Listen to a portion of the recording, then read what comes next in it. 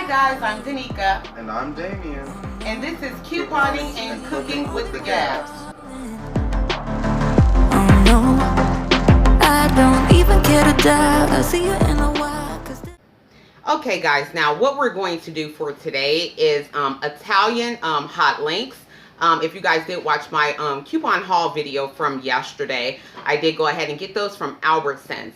So we're going to go ahead and have those for dinner today. And this is super duper simple. These are really, really great if you throw them on the grill, like if you're barbecuing. But for today, we're going to oven bake those, and we're going to add a little bit of liquid smoke to it so that it will have a little bit of a charcoaly taste once it's cooked and everything and steamed really well. And then we're also going to have homemade chipotle fries. I'm going to cut up some just regular, you can call it russet or white potatoes. And we're going to season them with some chipotle seasoning. So it's just super duper simple for today.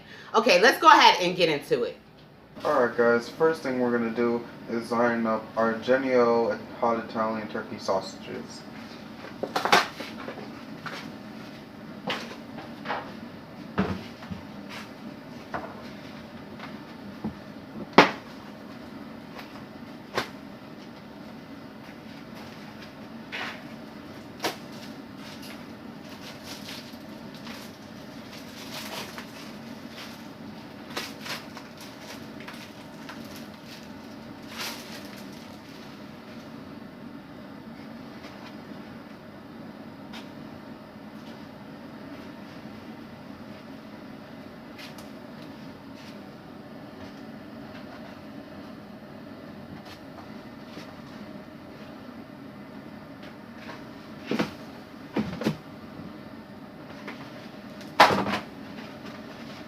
Now for these, we do have 10 links per package. So we're using an 8x10, just regular glass pan. That's just perfectly fine for this, just super duper simple recipe.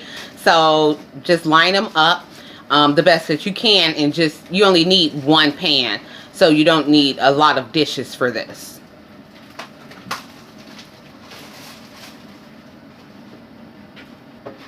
Alright, now that we're done with that, we're going to add water so that it's covering the bottom of the pan to get steam.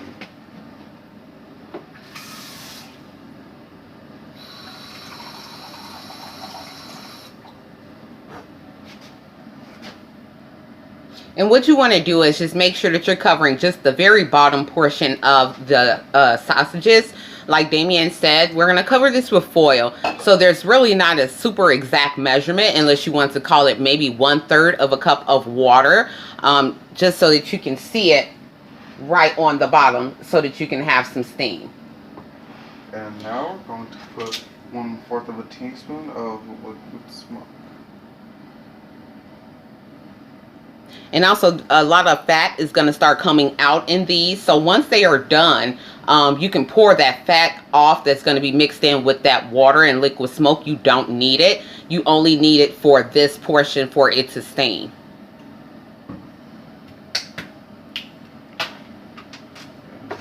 Cover them with foil. Turn it sideways. Yeah.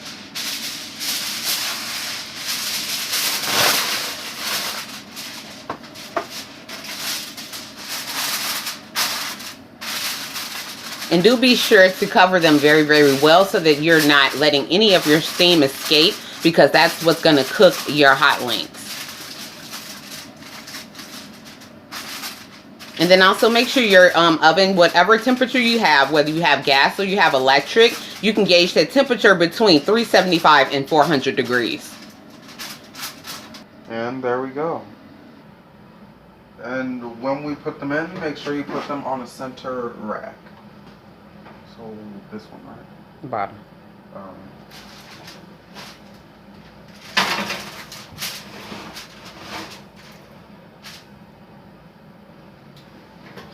Okay, and then we're going to go ahead and let those cook from 1.5 to 2 hours. They're going to start popping from their casing, and then you'll pretty much know that they're done at that point. So once again, depending on what kind of stove or range you have, if it's electric versus if it's if it's a gas stove, you're on your cooking time, and then also your personal elevation where you live in the country.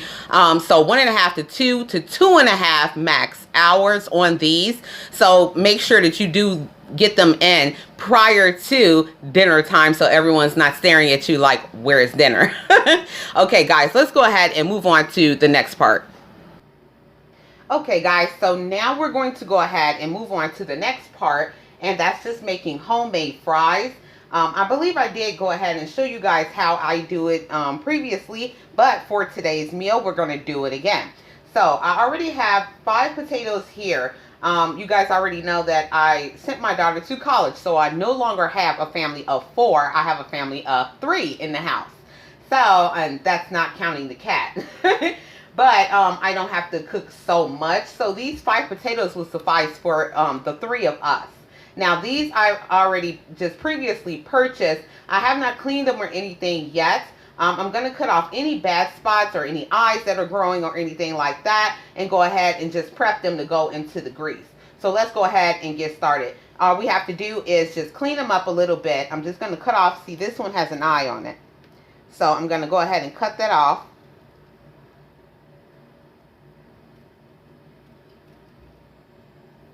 And that's going to go straight to the trash. We don't keep that.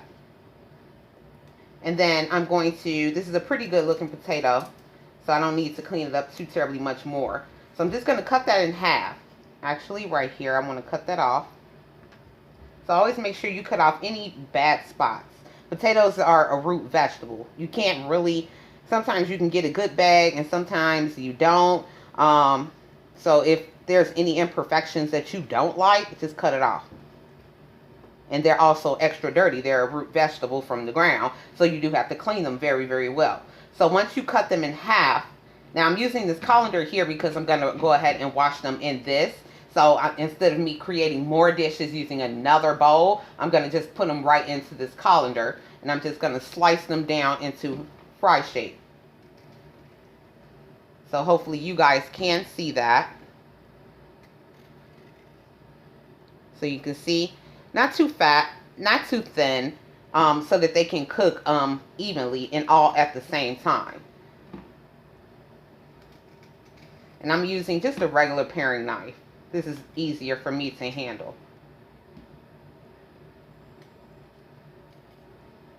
And just please do not cut off your hand in the process. So I just use my thumb to guide the potato and the knife with my first finger. Takes a little bit of practice.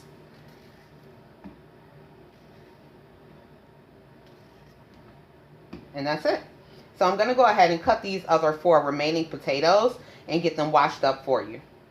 In those hazel lights, there's something that I cannot fight. I try to keep you away, but somehow, baby, you're still pulling me in, pulling me in. It's like I'm stuck in reverse, crashing back into you. What's the use? I wish that I could unlearn all the things you would do. Let me loose, and that old feeling that I want you here with me. I wanna push it on down, but it will not leave. Okay, guys, so while I was cutting my potatoes, I did go ahead and put on, now this is my wok that you guys always see. I like to use this because it gives me a little bit more cooking space, and I can do more at one time because I have a larger family size. If you guys don't have that larger family size, use a regular skillet, but we just put a little bit of corn oil. That's what I primarily use. You can use whatever you're used to frying in. But then also with these potatoes, these are not the ones you buy in the store. So while I'm talking, I'm going to go ahead and add these because my grease is ready. I don't want it popping in my face. But anyway, the ones you buy in the store are processed. So these are a whole lot more healthier. Even though you are still frying, make sure you drain them properly and you get all your grease out. And these are a lot more healthier. And then also I didn't say that these are skin on. One, it's less time consuming. I don't have to peel them. But then also we like skin on fries. So if you guys don't like the skin on, then you can go ahead and peel them first before you slice them. That's up to you. But I personally all of us, my family, we personally like the skin on home fries. So that's why I went ahead and left the skin on. I usually do anyway. So yeah, all you have to do now, once your grease is ready and once you put in your fries, don't forget that it's gonna go down just a little bit. It's gonna stop frying just a bit, not a whole lot. That's why I was messing with the temperature a little bit, because once you add food to grease, that brings down your cooking temperature. So it has to come back up to temperature. So don't worry about it if it stops frying. As long as it was ready to fry in the first place, you're going to be fine, and it's not going to soak up all of that grease. It's going to get some grease to a certain extent because you are frying in corn oil, but it's going to be okay because it's already still super hot. So it doesn't take long for it to start refrying and coming back up to temperature once you add your food. Okay, so I have enough for 2 batches. Here's the rest of them right here.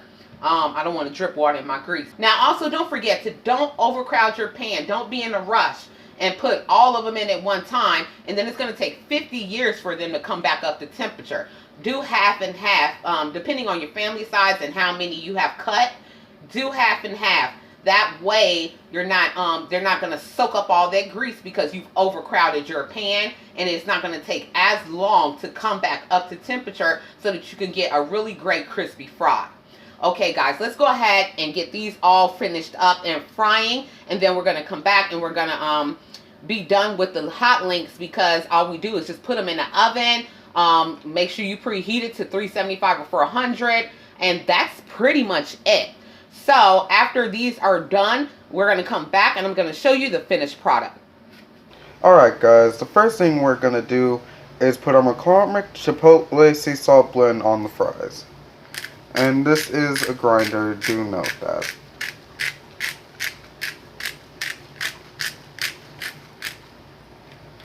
Then we're going to put our ground black pepper.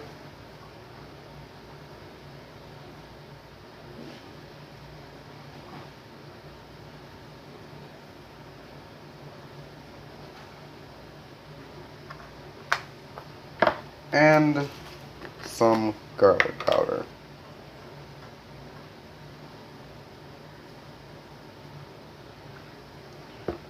And that's about it. Okay guys, so we're pretty much done here with our meal. We do have our our turkey. I didn't say that in the beginning. These are Genio turkey hot links. And then we also have our homemade fries that are just cut potatoes. And you guys just saw Damien season these with the chipotle sea salt, black pepper, and a little bit of garlic powder. I do have the rest of them still going in the pan, but this is the first batch that came out.